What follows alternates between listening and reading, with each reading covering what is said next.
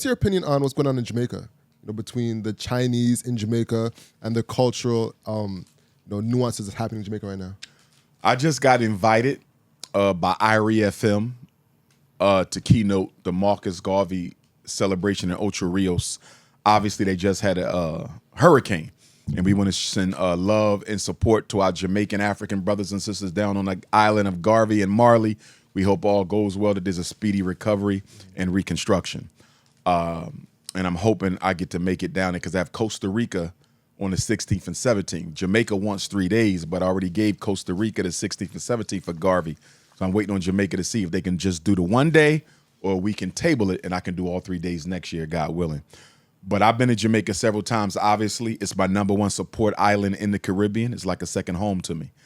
I don't like the way in which the Jamaican government has allowed the Chinese to come in and take over. I believe they own the major port there. I believe that the Jamaican government has given them lands in exchange for services. I believe they built at least one hospital there, a couple of schools. They had constructed a north-south highway or northwest highway that connects one part of the island to the other, so you don't have to drive all the way around to get there, which was necessary. But from what I read, in exchange for them building the highway, the Jamaican government has allowed them to keep, I believe, nearly all of the toll fees on that highway for a certain amount of years. We're giving up too much to get too little. And what bothers me the most about Jamaica, they are the most Pan-Africanist and the most unapologetic of the Caribbean islands. And so if China can take Jamaica, taking the rest of the Caribbean won't be that difficult. Breeze. It's almost like with the migrant crisis in America. Once they take Chicago and New York, the rest of Black America doesn't stand a chance. So I'm hoping that, the Jamaican government begins to look in another direction, because this dependency on China is going to turn China into the global empire. To be honest, they pretty much are. When you look at the incursions in Africa, you look at the incursions in the Caribbean, you look at the incursions in Central and South America, for the most part, China is the superpower of the world. Yeah. The Europeans are hanging on by a strand. And with China's relationship with Russia, I doubt very much that the United States wants to go to war with them. With that being said, though, I think, speaking of elections, because America's is coming up soon, I think one of the things that the global white power structure has done to African people, it has brainwashed us into thinking we can get with a vote that you can only get with a gun. Black people have been brainwashed into thinking that democracy can replace war, and it can't. Nothing that you need for liberation you will ever get through a vote. I don't care if you live in Toronto, Montreal. I don't care if you live in Jamaica, Nigeria. I don't care if you live in Jersey, New York, Brazil, Barbados. What we need to do to get free will require bloodshed. We're not ready for it yet, but we're not even trying to prepare ourselves for it. If you think you're going to take back in peace what the white man spent 500 years taking in blood, you're living in a fairy tale. And one of the reasons that democracy is so effective of keeping Black people in their place is they have manipulated us into thinking that you can literally vote your way out of oppression. You can't. There's going to have to be 2 revolutions. There's going to have to be a revolution to overthrow the Black bourgeoisie, the Kun Illuminati. That's #1. If we don't fight the fight with our own gatekeepers, ain't no need to fight the fight with the white man. Yeah. That's #1. You got to get rid of the gatekeepers. Globally, you got to get rid of them in Canada, you got to get rid of them in Africa, you got to get rid of them in the States, you got to get rid of them everywhere. Once you overthrow the global Black bourgeoisie, then you go to war with the white power structure. Now, don't get me wrong, we ain't there yet. We got a lot of organizing to do. We got a lot of psychological reconstruction we got to do. We got a lot of institution building we got to do. We're not there yet.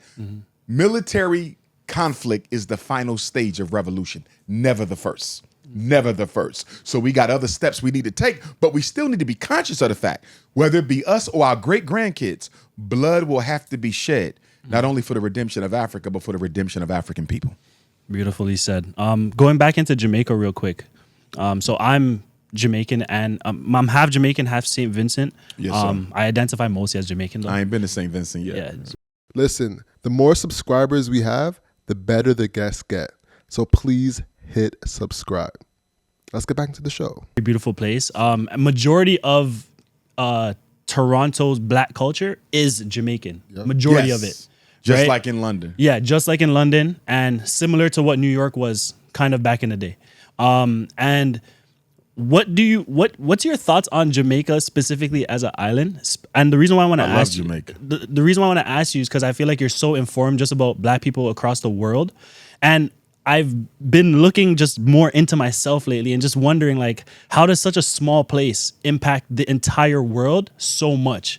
Because I don't think there's any country on the planet where you can go to any type of person and ask them about Jamaica and they not know. They know Yes, Bob sir. Marley, they know something, they know Yes, sir. weed, whatever it is. Yes. They know something about it. So what are your thoughts on Jamaica specifically, and why you think that their culture is so popular across the planet? Well, I believe that Jamaicans, and when you study the history of the Ma'afa, the transatlantic slave trade, many of those who were brought to Jamaica came from the Nigeria, Benin, Cameroon, Congo region.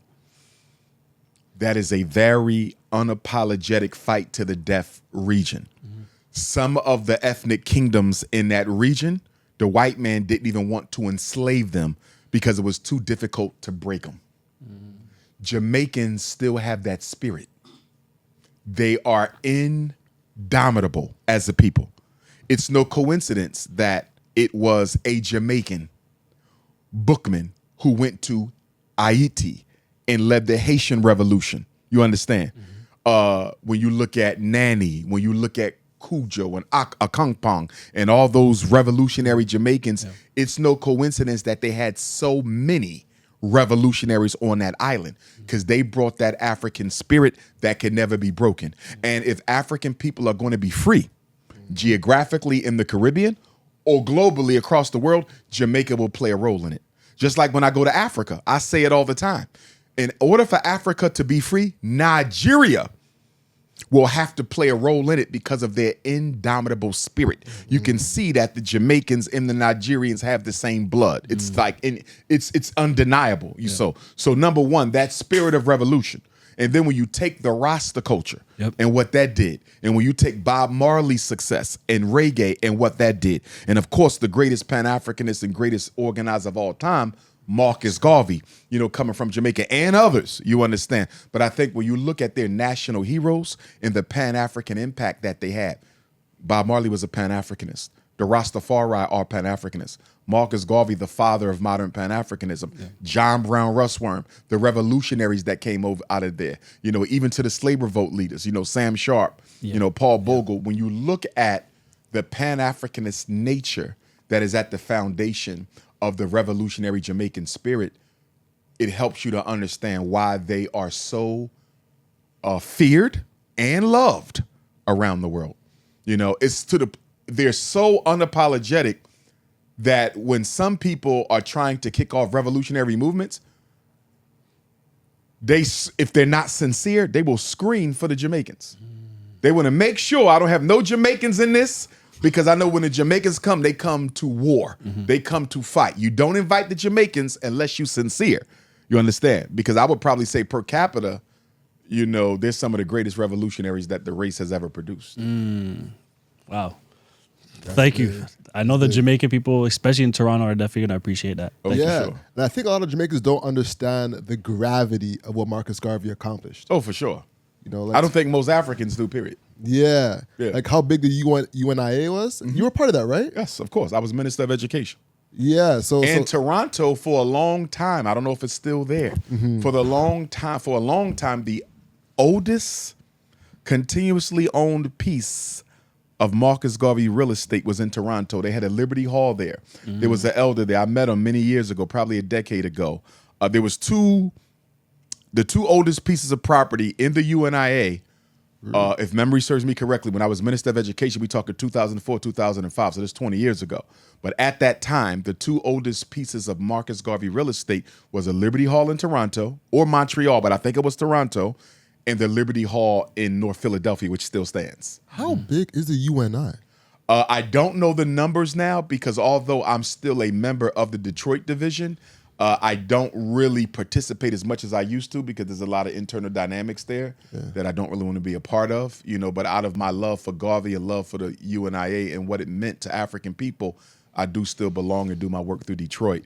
I don't really know the numbers right now, but Got you. historically, but at like its height, ballpark though. Like, I can't even guesstimate. really? Yeah. Okay. Now the president general of the UNIA, he's based in New York City. You know, you could look him up. But historically, though, the Garvey movement had no less than 13 million that were accounted for at one time. By the way, that's 13 million at one time. It's the largest black organization in modern history. And to the honorable